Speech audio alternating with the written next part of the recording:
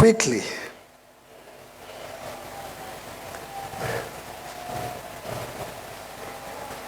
Awusasho madoda. Let's look at Peter quickly.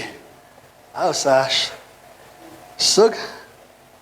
Sayisemkhumbuze emuva mamkhosi. Angize ngibe mfishane nejazi la. Ngangiyibona ukuthi ngikhonzile.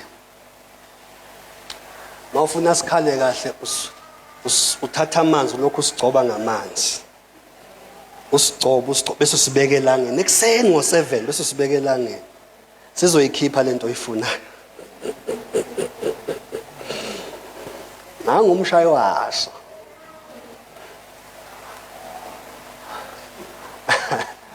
Basho makufika indaba ezinhle. Khona into engizoyibona. Lento engiyibonayo then it transitioned me. Let us look at Peter quickly. Number 1, uPeter umfundi kaJesu. But simbona ngani? Number 1, ube newala uPeter. He was impulsive. Ubecabanga esenzile. uPeter ubehlobo labazalwane abahlale bexolisela njalo ukuphapha kwabo. Nkosi yami azangazi bengingaqondile kusho into ningangicela ithuba naye Nkosi yami ngizoyichaza ngixolise. Petro akakwazi nje ukuthi pause, breathe, process. Uhlale equzwa umoya ongcwele njalo ubusishwelani le yanto. So ke fona ayibonga ithi angifone mzalwane. Angazi noma ngilimazile kodwa nje yazi ngiyezwa khonto engisola. Cha yisho ukuthi uma ongcwele ungiquzithi angijoke kabi. Musuku lokhu ukuthi khonto engizwayo uma ongcwele akayona into yisho nje. Ngoba inkinga yakho ubani? uPetros, umfana Petros. uPetros was very impulsive. But at the same time his heart was in the right place. Bakhona abazana abanjalo. Obona ukuthi unewala. Ubuyadlabhaza kodwa yonke lento iqhamuka from inhliziyo that is in the right place. Angalwa la. Angazange ngikhulumele. Layelani ke mina nomfundisi wami asincenile. Waye khuluma kanje. Inhliziyo yakhe is in the right place. But ubuntwana budle lubi.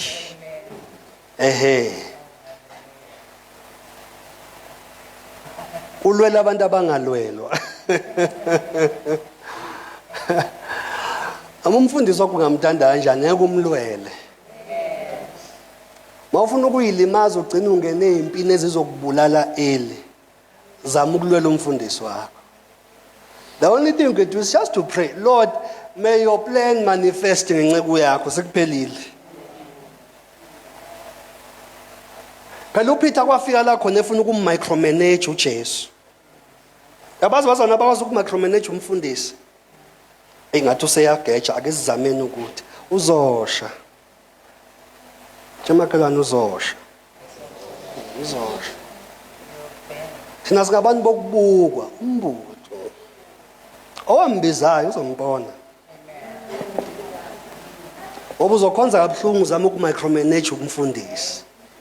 You can't micromanage umfundisi. Where were you when exoxa noJesu embiza? When I just pray. Fana noJohn. Wathi esebona ithi nangu lofuna ukubulala inkosi yami. Bathi waqhubeka nje wayincikela kuphi? Ngathi wayesho ukuthi ayibafinga ngawe. Anyway, you will come back. Azongangizwa ke shem ngizomupha u10 masiphuma la akaphuza idrink.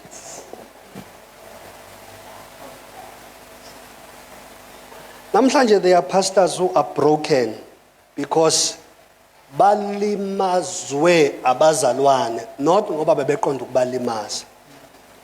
Babezama ukuba oJesu kumfundisi.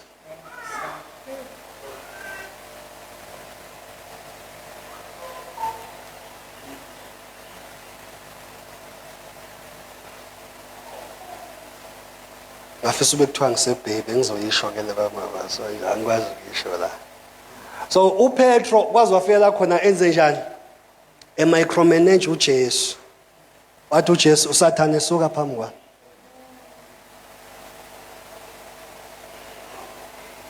Mina nginaso leso sibeke. Ngisho emthandazo ngithi Sathane suka. Uphazamisa ithuba lami lokukhazinyuliswa. Yamuza uthini uPetro? Uthi hayi Nkosi ungayi eJerusalem. Kanti eJerusalem noma kunengozi but ingozi ebekiwe. uPetro was impulsive. uPetro ubenza akhulume into engakayicabangi.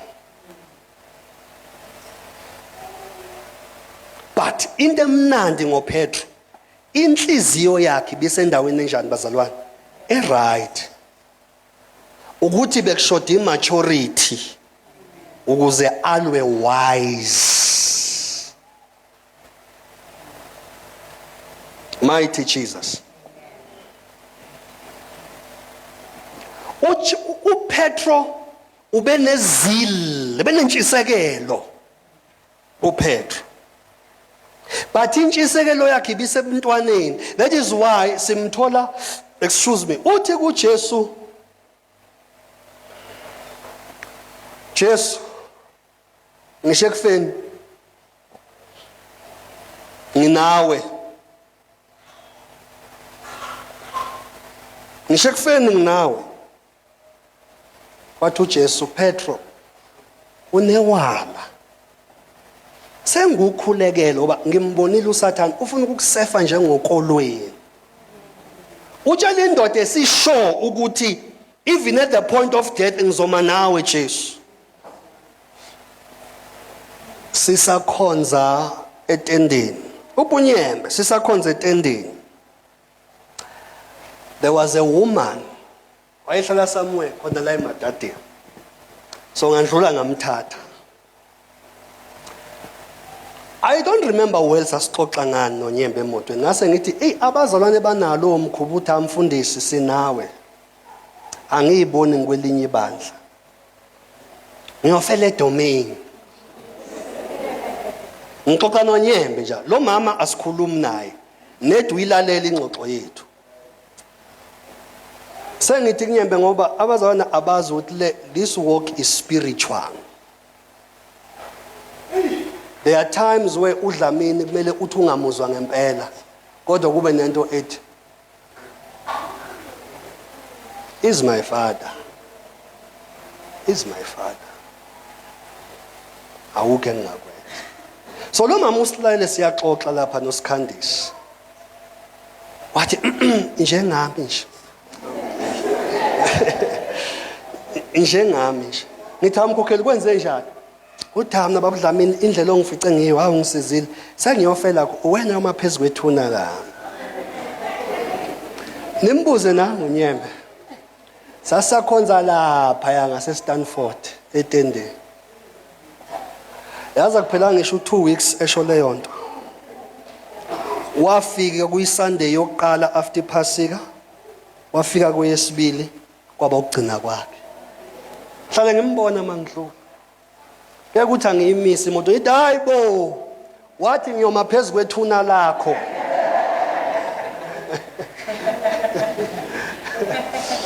Because wayebusiswa intshumayelo, ebusiswa ikeyboard kaMlamuli, uyabona? Wezwa kumnandi ebona namandla kaNkuluNkulu emuva. Kanti kunekhathi la uzohamba khona nendoda kaNkuluNkulu kungamuvi imandla ivesi lingakubusisi.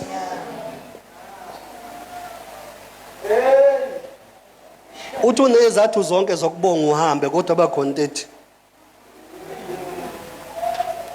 So uPetro uthi ngisho ekufeni uJesu uyamkhuza uthi listen wena ngubonile ungiphika 3 times iqhude elingakakhali. Yabona uJesu was very focused ngohambo. Lo uPetro ukukhuluma inhliziyo yakhe is in the right place bazalwane. Kodwa ukhuluma ekungaqondini. Bakhona abazalwane abanjalo.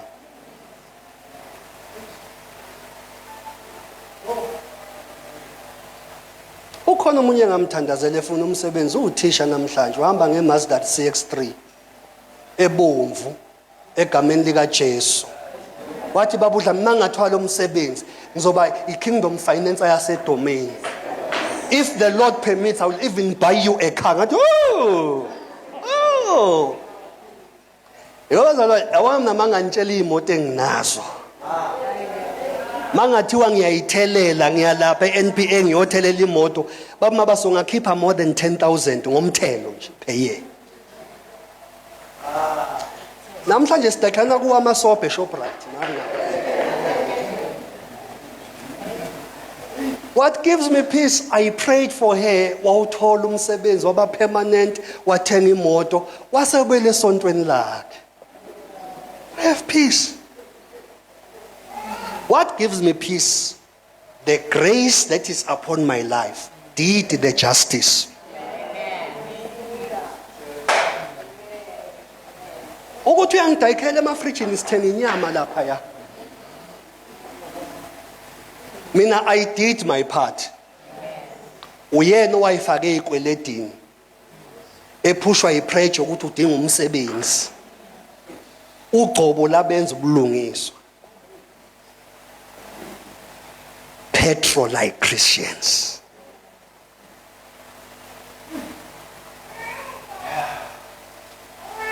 uPetro simthola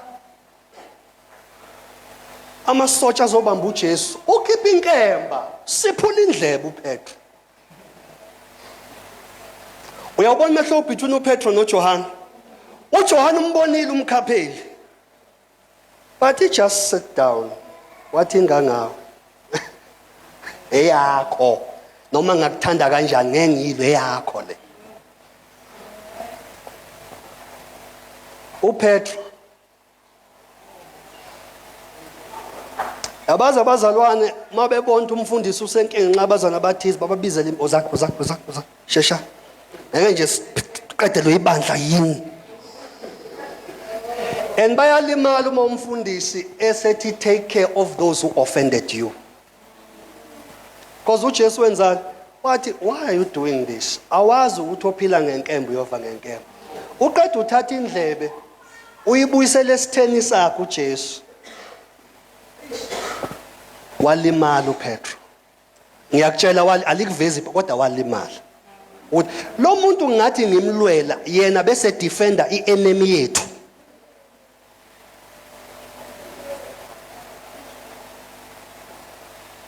Peter-like Christians.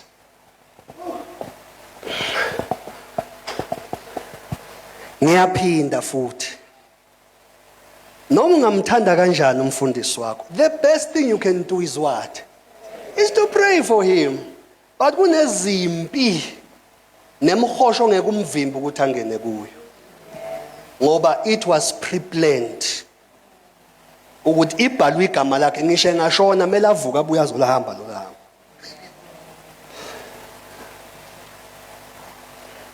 Which one are you? Shilo ngathi uthi ngiqeda la uzobuyibona. Kunabazalwane abawo Petro. They act on impulses.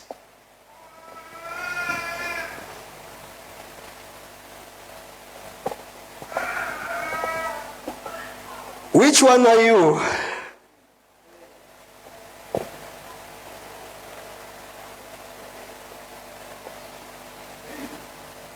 uPetro uzubona ukuthi as much as benento zakhe but this heart was in the right place. Uzakhumbula efica uJesu ehamba phezulu kwamanzi.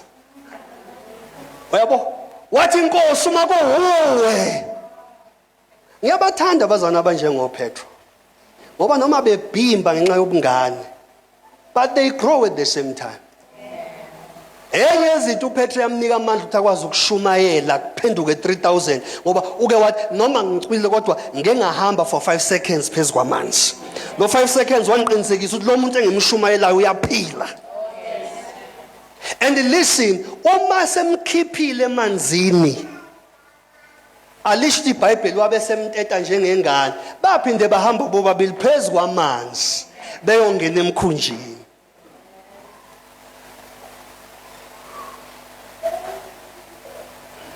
banewalo Petro kodwa into emnandi bayakhula. They need a shepherd who will understand and be patient with them.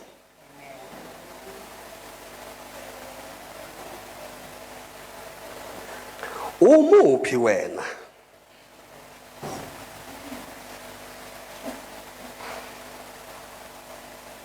Lithi iBhayibheli ngosuku lokubethelwa kaJesu. uPetro thiwa nanga omunye okumele amjoyine. Wathi uPetro what? Even le ndoda ukuthi angiyiphike manje ukuthi uyelo amseli. Wathi hey angimazi mina lo. Waqala wamphika. uJesu uthule nje uyambuka. Enaka kwadi. Ngoba he foreknew, he foresaw this would will happen. Uthe sathi ayisekuthulekile wathi umlilo obakuthiwa kwakubanda wathi umlilo ngabe kokubaswa ithaya ngabe kubasweni waqhamuka owesifazane wathi mbukeni nangendlela agqoke ngayo ubehamba naye wathi uJesu hey wesifazane ungiyeka ngimazi le ndoda ngiyazi mina waqhamuka omunye ubaba wathi muzweni nangendlela akhuluma ngayo ukhuluma wathi hey ngithe angilazi lolu hlanga. Not so long ago, ubethini, even ekufeni, I'm willing to die with you.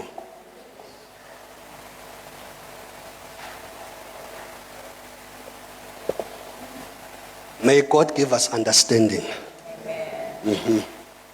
Ukuze kuhambeke kahle.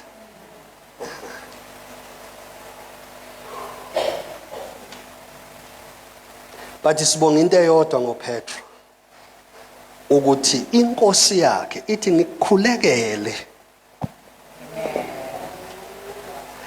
Usethi uJesu uma ubuya yabona uNkulunkulu useyazi ukuthi noma uzobhayiza kodwa uzobuya kulokubhayiza kwami. Wathi mawubuya nje ubuye uzoqinisa abafowenu. oPetro kuyenzeka babhimbe kanti babhimbela ukuthi mhla bebuya after restoration bakwazi ukwakha abanye abafowabo. That is why naye uPetro simbone transitioner. He transitioned. That is why he was able to say, Lord Jesu nambethela. Washumayela ngesibindi. Umuntu ade yigwa washumayela ngesibindi. Ithi iBhayibheli kwaphenduka 3,000 people. May God help us. But nansi inkinga ngoPetro sizondlula siqede. Even after eseshumayelile kwaphenduka 3,000 but uPetro bekunobuthakathaka bakhe angafuni ukudila nabo.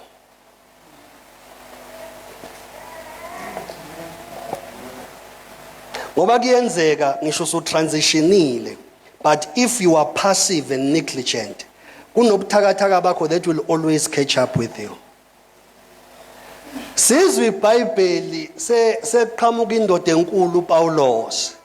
Uthi uPawulos uPetros umfowethu kwamele ngimbuke enhlavini zamehlo and deal with him because of hypocrisy adeyenza.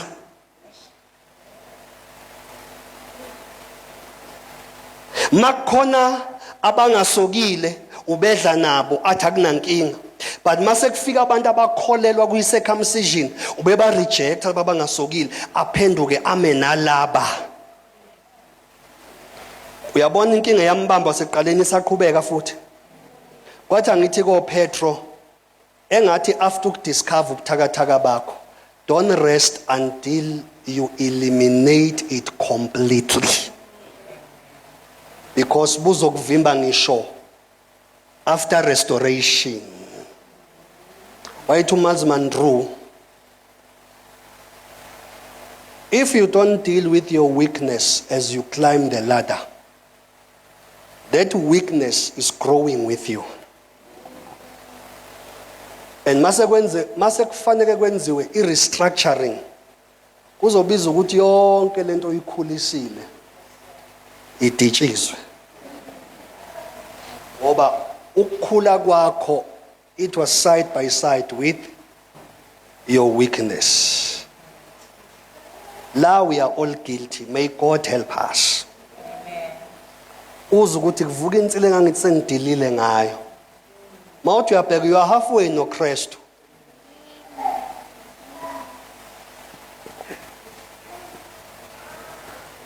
uPetro. Which one are you? Ake sibuke lokugcina masinyane, then we are done. Let us look at Judas. Uhlobo lwesithathu labazalwane lo. Lowest force is omqoqi kama lakho Thomas. But ake sigcine ngoJudas namhlanje. uJudas makubalwa abafundi bakaJesu, he was there.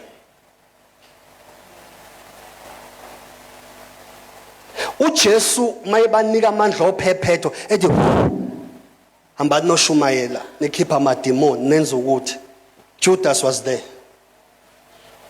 Naye wapheshethwa. Bazalwane bami. Naye wenziwa njani? Now, yini eyingozi empilweni kaJudas?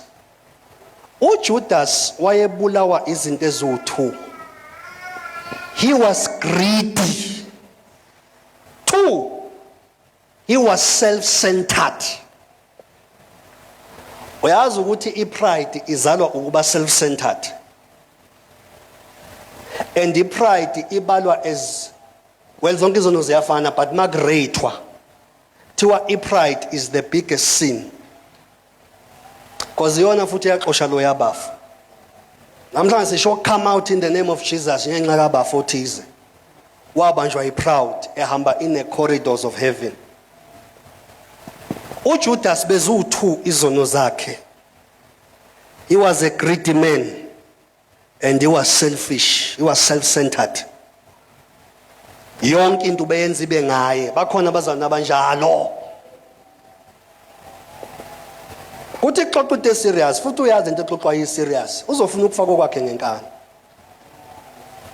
Futhi ubona uyakhubeka masingakunaka noma singamchazela yazi si discussa le issue njengamanje. Ade manje usho le yama yimi. Mele wazi you are dealing with a Judas. Ngoba uJudas une motive yakhe within the motive of God.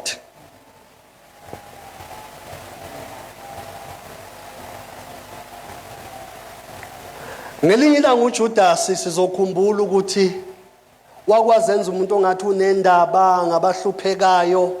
Nakho uJesu elungisela ukuzobethela. Ithi iBhayibheli uthi uJesu miyekeni ngokuba ulungisela umzimba wami for ukubethela. Lithi iBhayibheli lo mama wathatha amafutha inani lawo lingangoholo lonyaka. Thi iholo lonyaka libizwa ngani? Abasha abavukele ensimini. Ibizwa ngani? I-annual pay. Lento endishoyo ngoba iyadura ngengikhona ukisho. Lento abayishoyo bazalwane. Iholo lonyaka. Lo mama wathatha amafutha abiza iholo lonyaka. Kunabantu ukuthi makubala iholo labo ngonyaka liya ku 500,000. Imagine uthatha amafutha njalo wonke uzowaphihlizela uKristu. Lithi iBhayibheli walimala uJudas. Wathi la mafutha ebengadayiswa. Bese imali yathathwa yabelwa abampofu. Bese iBhayibheli yachaza ukuthi not ngoba ngempela bekunjalo, but he was a greedy man. Bese liyamceba iBhayibheli lithi ngokuba ngisho esikhwameni emalini kaJesu. uJesu benemali. Emalini kaJesu kuyibank account kaJesu ubekwazi ukuyisiza acophacaphune. But because imali kaJesu beyiningi, there was no difference whether khona othathile. May God give you that bank account. Amen. Whereby ngisho sekuthatha ama debit order kusala imali yeholo la 7 months. In the mighty name of Jesus. In the mighty name of Jesus. ngoba lento enza ukuthi ungakhonza kahle uNkulunkulu uba lisenti phezulu kwesenti.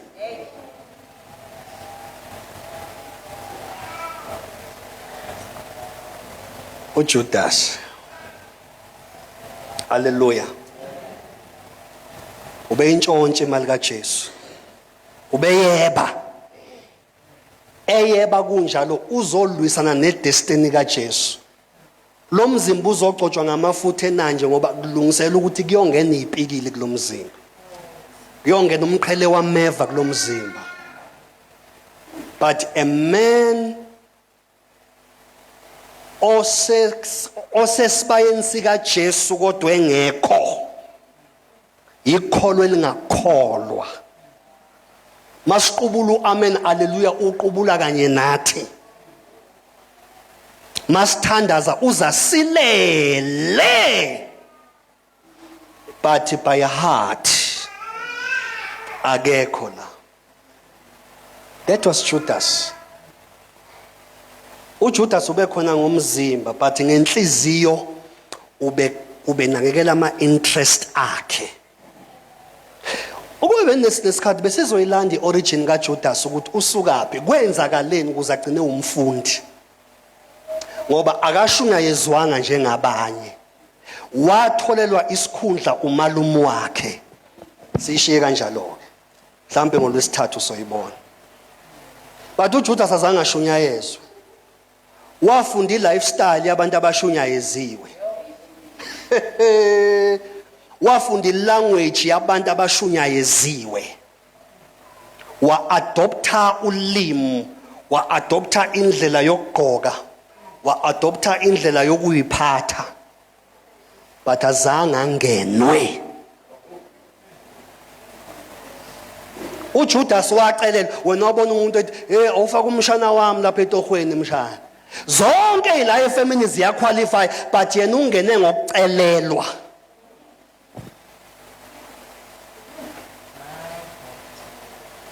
Bakhona abazana abanjani. Ungatshela umzalwane yakho kanti akaze aphenduke. Sasisho njalo isalukazi sami ugogo Mdladla. Adwe umntana lo uyambona ukuthi ngisho kwasithunzi sika Jesu asikaze simshaye. Ubone kwasithunzi sika Jesu akasazi lo. Kodwa ubhizi ngamavesi hey.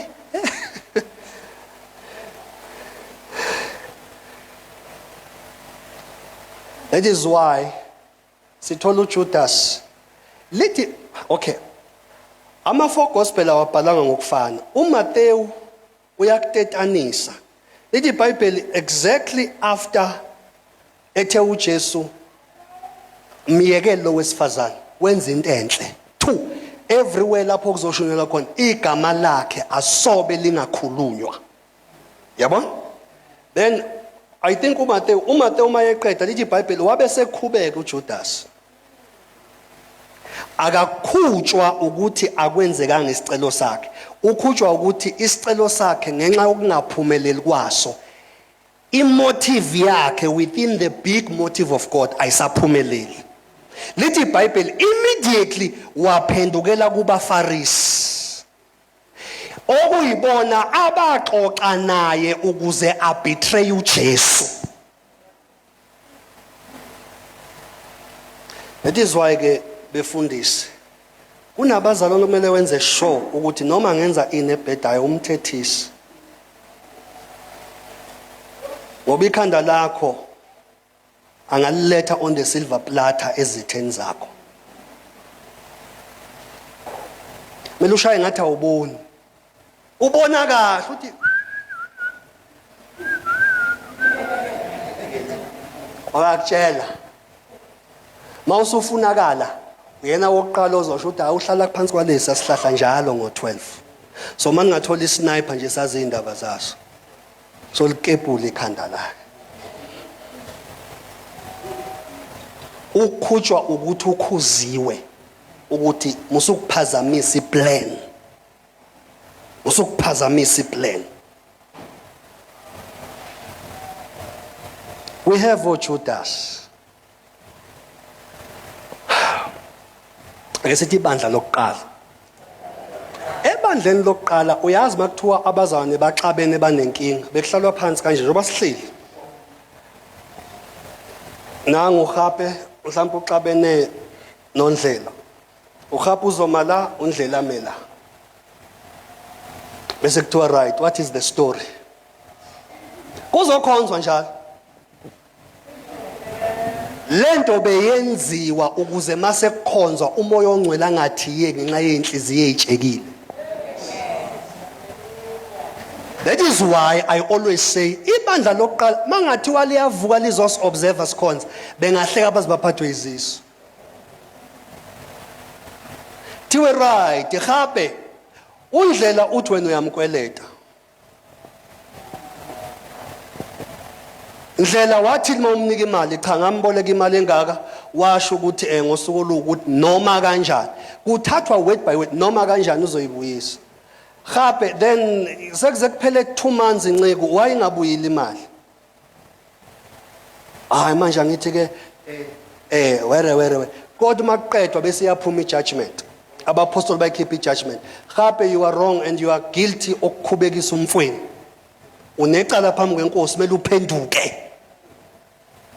Bese uba khona uzosukuma athi malwini kuthiwa ayu 300 athi omunye hayi ngiyamkhokhela isikweletu sakhe. Ake uyenze lento la manje. Siyagcina ukumbona. Bekuthi uma kuqedwa kukhonzwe kube mnandi kuthandazwe loyo mzalwane uzobuya. Ngoba uyazi ukuthi usiko impilo lala ekhaya ayikho enye indawo engingaya kuyo. Ngeke lapha ngeke this modern day Christianity ngeke. Ngase ngahlazeka phambi kwabantu.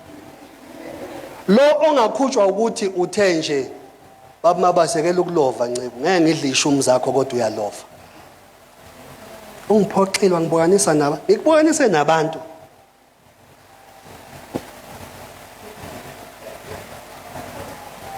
Ingakho ngithi ibandla lokuqala mangathiwa liyavuswa basibuke bengasho bethi we how we wish besikhonza uJesu kulesikhathi sabo bekuyonqamuka ihlahle eNewcastle.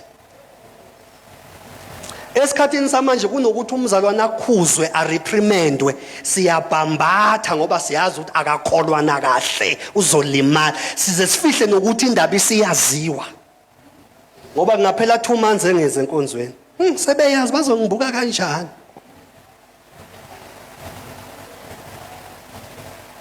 Bese sithi siyakholwa. Ibandla lokuqala belazi ukuthi kumele ngibe ngcwele phambi kwaKristu. Uma kubiza ukuthi ubungcwele bami bumaintaineke ngokuthi ngihlazwe phambi kwabantu ngamaphutha ami akube njalo. Kubo inkazimulo enkulu bekumukeleka nokubukeka uright phambi kukaKristu not phambi kwabantu. Ibandla lamanje likhonzela abantu. That is why umzalwane wakhuluma kabi nje wangamuzwa kahle awusayi next week. Angayimisela ukumbona. Ngoba ngizobe ngimqonda mina ngiyamqonda nakhula nensizwa ngiyamqonda umuntu ubone nenyama isagcwele la isteki sika 4000 rand. Ungashaya ibreak athi umanzi umzalwane oyinyama nya. Ngithi mina ibandla lokuqala phela uPaul mayethi ebakhuza sebegijimisa nemakhoti ngoba bese befuna ukuyiyeka lendlela. Kanti iyona lendlela adenza ukuthi nomoya ongcwele abemningi ebandleni. Ngicela ukukhuluma ngenhlambuluko yebandla lokuqala. Ubufika umela uthi bazayo banengibona nje ngihambile ngaye enyangeni and umoya ongcwele uyangilahla. Akakhonzwa say intercession nomunye asukuma bazwana ngoba ngila ngiphingile ngishiya umfazi wami embhedeni ngayophinga nomunye umuntu wesifazane.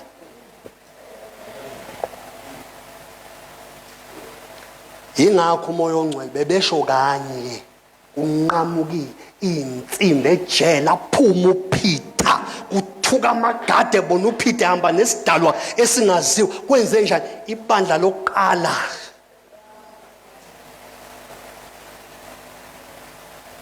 Two belingakhutshwa ukuthi usethandazeka ningi umsebenzi akawuthola. inkazimulo kubo it was sufferings. That is why makuthiwa babona omunye umzalwane uyashiswa ngopetrol bembuka erola bebedumisa bethi uphakeme ungcwele beze besho siyakubongela